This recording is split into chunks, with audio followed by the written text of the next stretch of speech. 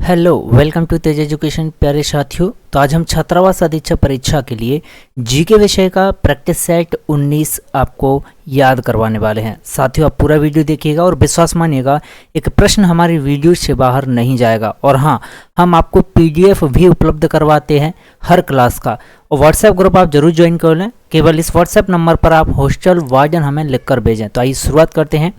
सबसे पहला प्रश्न है कि जिस वर्ष में जर्मनी और इटली के पुरातत्वविदों के एक दल के द्वारा मोहनजोदड़ो में सतह अन्वेषण शुरू किया गया था, वो कौन सी साल थी?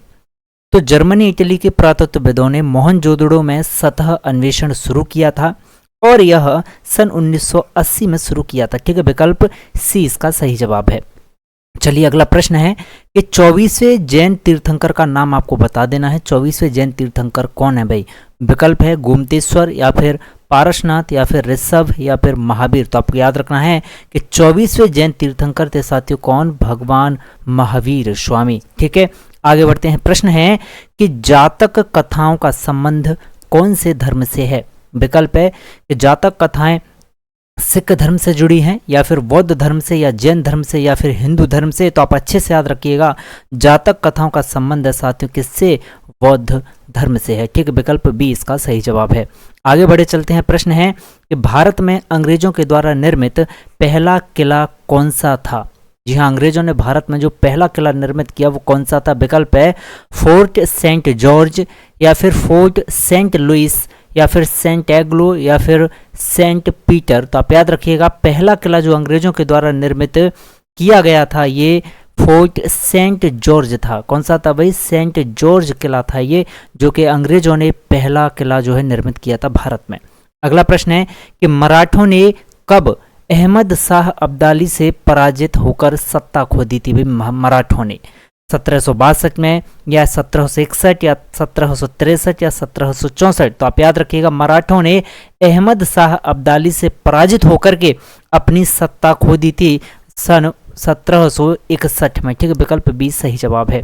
प्रश्न है कि संविधान में अन्य देशों से उधार लेने की विशेषताओं की आलोचना करते हुए किसने कहा था कि संविधान के मौलिक विचारों के संदर्भ में किसी को भी कोई विशेष अधिकार नहीं है? ऐसा किसने कहा था? तो आप याद रखिएगा, ये कहा था डॉक्टर भीमराव अंबेडकर जी ने। ठीक है, विकल्प सी सही जवाब है।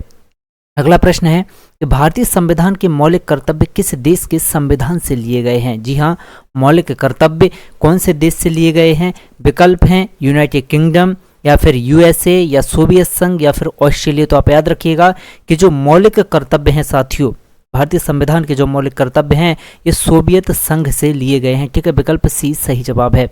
अगला प्रश्न है कि किस अनुच्छेद के तहत भारत के उच्च न्यायालय रिट जारी कर सकते हैं? तो भारत का जो सुप्रीम कोर्ट है ये रिट जारी कर सकता है, और ये जो पावर है सुप्रीम कोर्ट को यह आर्टिकल 226 के अनुसार जो है मिलती है। इसके अनुसार आर्टिकल 226 के अनुसार प्रश्न है कि भारत में कारखाने में रोजगार प्राप्त करने की न्यूनतम आयु जो है या अनुमानित आयु क्या है? तो कारखाने में रोजगार प्राप्त करने की जो आयु है ये 14 वर्ष रखी गई है। आगे बढ़ते हैं। प्रश्न है कि भारतीय संविधान के किस अनुच्छेद के अनुसार प्राकृतिक पर्यावरण की सुरक्षा हर नागरिक का मौलिक कर्तव्य होता है?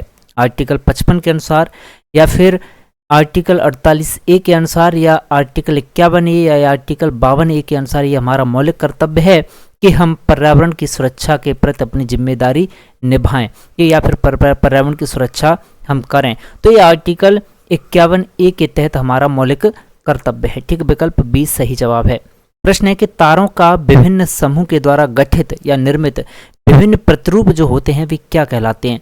तो तारों के समूह के द्वारा जो प्रतिरूप निर्मित किए जाते हैं इन्हें ग्रह कहते हैं, या तारे कहते हैं, खगोलीय पिंड कहते हैं, या फिर तारामंडल कहते हैं। तो आप अच्छे से याद रखिएगा, इन्हें तारामंडल कहते हैं साथियों। ठीक है, विकल्प डी सही जवाब है। अगला प्रश्न है कि निम्नलिखित में से कौन सी वस्तु सूर्य के चारों ओर परिक्रमा करती है? तो आप याद रखिएगा, सूर्य के चारों ओर परिक्रमा भाई ग्रह करते हैं, या तारे सैटेलाइट करती हैं, या आकाशगंगा। तो आप याद रखिएगा कि सूर्य के चारों तरफ परिक्रमा जो करता है ये ग्रह कहलाता है। क्या कहलाता है? ग्रह कहलाता है। आगे बढ़ते प्रश्न है कि निम्नलिखित में से कौन सी जल संधि है जो अंडमान और निकोबार द्वीप समूह को अलग करती है? तो आप याद रखिएगा, अंडमान और निकोबार द्वीप समूह को अलग करने वाली जो जल संधि है ये 10 डिग्री जल संधि है। ठीक है, विकल्प सी सही जवाब है। आगे बढ़ते हैं, अगला प्रश्न है कि भारत से अधिकतम दूरी पर निम्नलिखित में से क्या है? उत्तरी ध्रुव भाई भारत से अधिकतम दूरी पर है, या फिर मकर रेखा, आर्कटिक वृत्त, या फिर दक्षिणी ध्रुव? तो आप याद रखिएगा कि भारत से अधिकतम दूरी पर है प्यारे साथियों दक्षिणी ध्रुव। ठीक है, विकल्प डी इसका सही जवाब है। आगे बढ़ते हैं कि आंध्र प्रदेश की एक तटीय सीमा किससे जुड़ी है? तो याद रखिएगा, आंध्र प्रदेश की जो एक तटीय सीमा है ये बंगाल की खाड़ी से जुड़ती है, या अरब सागर से, हिंद महासागर से, या खंबात की खाड़ी से? तो आप याद रखिएगा कि आंध्र प्रदेश की जो एक तटीय सीमा है यह बंगाल की खाड़ी से साथियों जुड़ी हुई है। नेक्स्ट प्रश्न है कि कुल स्थिर लागत और कुल परिवर्तनीय लागत के योग को क्या कहा जाता है? तो याद रखिएगा, कुल स्थिर लागत और कुल परिवर्तनीय लागत का जो योग होता है इसे कुल लागत कहा जाता है। विकल्प बी इसका सही जवाब है। अगला प्रश्न है कि निम्नलिखित में से उस उद्योग का चयन आपको करना है जिसमें माल का उत्पादन उत्पादक के घर में होता है। ये द्वितीयक उद्योग होता है, या फिर चतुर्धातुक उद्योग होता है, या कुटीर उद्योग, या फिर बृहद स्तरीय उद्योग ये होता है जिसमें क्या है भाई, माल का उत्पादन उत्पादक के घर में ही होता है। तो ये है आपका कुटीर उद्योग। ठीक है भाई, विकल्प सी सही जवाब। अगला प्रश्न है कि इनमें से किसे भारतीय पंचवर्षीय योजना का वास्तुकार कहा जाता है? पंचवर्षीय योजना का वास्तुकार, तो आप याद रखिएगा कि पंचवर्षीय योजना का वास्तुकार कहा जाता है पीसी महालनोबिस को। किसको कहा जाता है? पीसी महालनोबिस को पंचवर्षीय योजना का वास्तुकार कहा जाता है। अगला प्रश्न है कि भारत में 1770 में स्थापित पहले बैंक का नाम भाई क्या था जो 1770 में स्थापित हुआ था? अच्छा प्रश्न है। तो ये इंडियन बैंक है, या फिर एसबीआई है, या फिर बैंक ऑफ हिंदुस्तान, या फिर बैंक ऑफ बड़ौदा? तो आप याद रखिएगा 1770 में स्थापित जो सबसे पहला बैंक है वो है बैंक ऑफ हिंदुस्तान, जो कि 1770 में स्थापित हुआ। प्रश्न है कि भारतीय रिजर्व बैंक अर्थात reserve bank of India RBI का गवर्नर का कार्यालय कहाँ पर स्थित है? याद रखिएगा, आरबीआई का जो गवर्नर का कार्यालय है ये मुंबई में मौजूद है। कहाँ पर है साथियों? मुंबई में। नेक्स्ट प्रश्न है कि मध्य प्रदेश में वनपालों तथा वन संरक्षकों को ट्रेनिंग कहाँ पर दी जाती है भाई? मध्य प्रदेश में। आप याद रखिएगा, मध्य प्रदेश में वनपालों को और वन संरक्षकों को जो ट्रेनिंग है ये अमरकंटक में भी दी जाती है, गोविंदगढ़ में भी, लखनादौन में भी। ठीक है, इन सभी जगह पर ट्रेनिंग भाई दी जाती है। नेक्स्ट प्रश्न है कि मध्य प्रदेश के कौन से राष्ट्रीय उद्यान में बब्बर शेरों को स्थानांतरण करने की योजना है?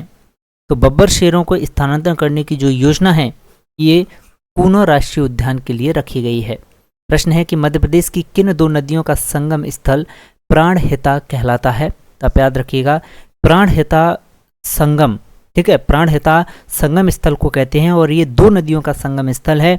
ये है आपका वैनगंगा और वर्धा नदी। ठीक है, इन दोनों नदियों के संगम स्थल को प्राणहिता साथियों कहते हैं। चलिए प्रश्न क्रमांक 24 है कि निम्न में से कौन सी मृदा मध्य प्रदेश में नहीं मिलती है? शुष्क मृदा, या लाल मृदा, या लेटेराइट, या फिर काली मृदा? तो आप याद रखिएगा, ऐसी मृदा जो मध्य प्रदेश में नहीं मिलती है यह है आपकी शुष्क मृदा। ठीक, नेक्स्ट प्रश्न है, और इसी के साथ ही अंतिम प्रश्न भी है कि प्रदेश में नौबहन परियोजना किस नदी पर प्रस्तावित है? आप याद रखिएगा कि मध्य प्रदेश में जो नौबहन परियोजना है यह नर्मदा नदी पर प्रस्तावित है भाई मध्य प्रदेश में। ठीक है, कौन सी?